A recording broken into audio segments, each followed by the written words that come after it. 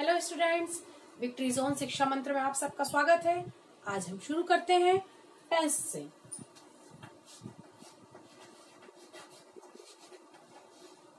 Tense tense हमने बहुत बार सुना है, बहुत बार पढ़ा है। एग्जैक्टली क्या होता है टेंस? टेंस मतलब काल। हिंदी में जैसे हम काल बोलते हैं, हमने हिंदी में तो कई बार पढ़ा है काल, हम समझते भी है।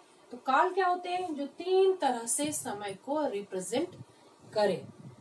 तीन तरह क्या होते हैं? भूतकाल, भविष्यकाल और वर्तमान काल। तो इसी को इंग्लिश में हम बोलते हैं प्रेजेंट।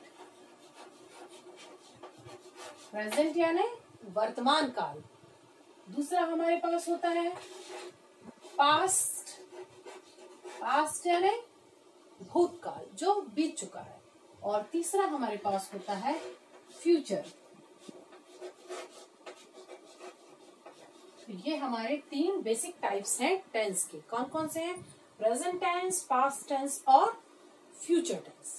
तो प्रेजेंट टेंस, पास्ट टेंस और फ्यूचर टेंस, इन तीनों को जब हम एक्सप्लेन करते हैं तो कुछ हम स्टैंडर्ड्स लेते हैं कि किन आधार पे इनको हम एक्सप्लेन करेंगे। तो हर टेंस के लिए हमारे पास सेंटेंस फॉर्मेशन में भी 3 टाइप्स होते हैं। जैसे कि एक होता है अफर्मेटिव,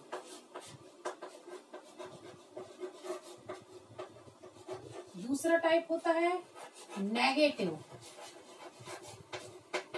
और जो तीसरा टाइप होता है वो होता है इंटेरोगेटिव।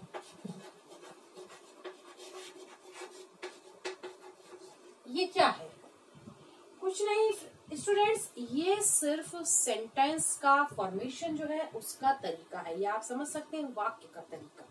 वाक्य जो है हम बोलते हैं एक 3 प्रकार से वो भी हो सकते हैं। जैसे कि सकारात्मक वाक्य, मतलब हमको हाँ मैं बात करनी। नकारात्मक वाक्य मतलब जब हम किसी चीज के लिए मना करते हैं। और एक और होता है प्रश्नवाचक, जब हम प्रश्न पूछते हैं। जब हम बात कर रहे हैं तो इन्हीं 3 तरीकों पर हम बात करते हैं। इसी बात को जब इंग्लिश में हम बात करना चाहें तो इंग्लिश में वो किस तरीके से होती है? अफर्मेटिव यानी कि सकारात्मक। आपका सेंटेंस या आपकी बात कैसी होगी?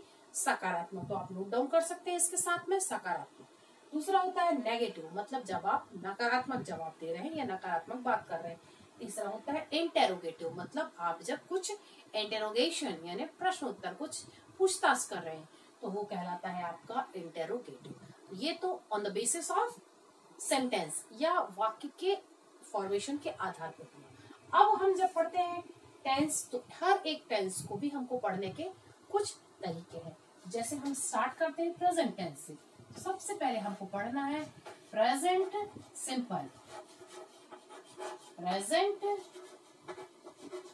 सिंपल या हम इसको कह सकते हैं प्रेजेंट इंडेफिनिट।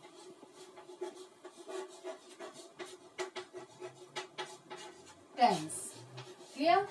ये हमारा सबसे पहला जो टेंस हम पढ़ते हैं वो होता है प्रेजेंट इंडेफिनिट या प्रेजेंट सिंपल टेंस। मतलब सिंपल टेंस हम इसलिए बोल रहे हैं कि इसमें बिल्कुल सिंपली आपकी जो बातचीत है वो ये रिप्रेजेंट करता है। और प्रेजेंट है तो ये वर्तमान को शो करता है। तो हम एक तरीके से ऐसे समझ सकते हैं कि ऐसे वाक्य जिनके अंत में आता क्या है? ता है, ती है, ते हैं, एक्सेट्रा।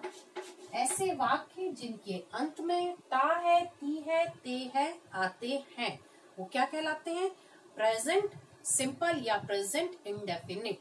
जैसे कि हम समझ सकते हैं, एक वाक्य हम लिख लीजिए आप। वह आम खाता है।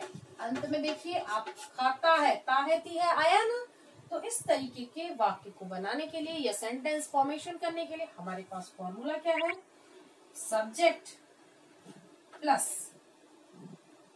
वर्ब का फर्स्ट फॉर्म प्लस हम अकॉर्डिंग टू दिस वर्ब के फर्स्ट फॉर्म और एक ये ऑब्जेक्ट। ये तो क्या हुआ? एक जनरल फॉर्मूला है। पर अब हमारा ये जो सब्जेक्ट है ये 2 प्रकार का होता है। On the basis of that subject 2 प्रकार के कौन कौन से सब्जेक्ट होते हैं? एक हमारे पास होता है सिंगुलर और एक होता है हमारे पास प्लरल। ठीक है। सिंगुलर मतलब एक वचन जिसमें हम एक की बात करते हैं, प्लूरल यानी बहुवचन जिसमें हम एक से अधिक की बात करते हैं। तो सिंगुलर एक वचन जब होता है तो हम क्या लिखते हैं, सब्जेक्ट। यहाँ मैं एस लिख देती हूँ जिससे आपको समझ जाए कि ये सिंगुलर के लिए बात हो रही है। प्लस अब हम जब यहाँ लिखेंगे वर्ब फर्स्ट फॉर्म के साथ तो हम यहाँ पर लगाएंगे एस या ई एस और फिर हम अपना ऑब्जेक्ट लिखेंगे और आगे जो भी अगर हमारे पास कुछ है सेंटेंस में तो हम लिख सकते हैं। ये हमने सिंगुलर के लिए लिखा। अगर हमारे पास जो है प्लूरल है तो उसके लिए हम लिखेंगे, यहाँ हमारा सब्जेक्ट क्या होगा, प्लूरल वाला प्लस वर्ब की फर्स्ट फॉर्म और प्लस ऑब्जेक्ट। जब हमारा जो सब्जेक्ट है वो बहुवचन है या एक से ज्यादा लोग हैं तो हम वर्ब में कोई भी एस या ईएस नहीं लगाएंगे। चलिए सिंपल हम फॉर्मेशन करके देखते हैं। जैसे एक इसी को देख लेते हैं, हमने क्या लिखा है, वह आम खाता है। तो इससे आप क्या समझते हैं, करने वाले या सब्जेक्ट कितने हैं आपके, एक। खाता है मतलब वो कोई लड़का या मेल है। तो चलिए हम इसके लिए लिखते हैं, इसी के ऊपर लिखें ही। खाने के लिए हम जानते हैं ईट। अब क्योंकि हमारा जो सब्जेक्ट है वो सिंगुलर है तो हमको एस या ईएस लगाना है। He eats mango. तो ये हमारा हो जाता है प्रेजेंट सिंपल टेंस। चलिए मान लीजिए अब हम इसी को अगर प्लूरल के लिए हमको बनाना है, ही की जगह हमको क्या प्लूरल के लिए ज्यादा लोग लेने पड़ेंगे, आप ले लीजिए दे। ठीक है, दे। अब हम यहाँ क्या लिखेंगे, ईट। अब हम यहाँ पर एस या यस नहीं लगाएंगे। दे ईट मैंगोज। वे आम खाते हैं। तो देखिएगा ये हमारे दो सेंटेंस लिखे हुए हैं on the basis of their subject. This is for singular subject and this is with plural subject. हमने क्या किया है, जब हमारा सब्जेक्ट सिंगुलर या एक वचन है तो दी गई क्रिया या वर्ब के साथ हम एस या ईएस लगाते हैं, और जब हमारा जो सब्जेक्ट है वो प्लूरल या बहुवचन है तो दी गई क्रिया के साथ हम एस या ईएस नहीं लगाते हैं। बिल्कुल बहुत ही सिंपल है आपका प्रेजेंट सिंपल सेंटेंस। तो प्लीज इसे अधिक से अधिक प्रैक्टिस कीजिए। आप इसे नोट करना चाहें तो पॉज करके नोट डाउन कर लीजिए, और अगर आपको वीडियो पसंद आता है तो इसे अधिक से अधिक लाइक करें, शेयर करें और सब्सक्राइब करें। Thank you.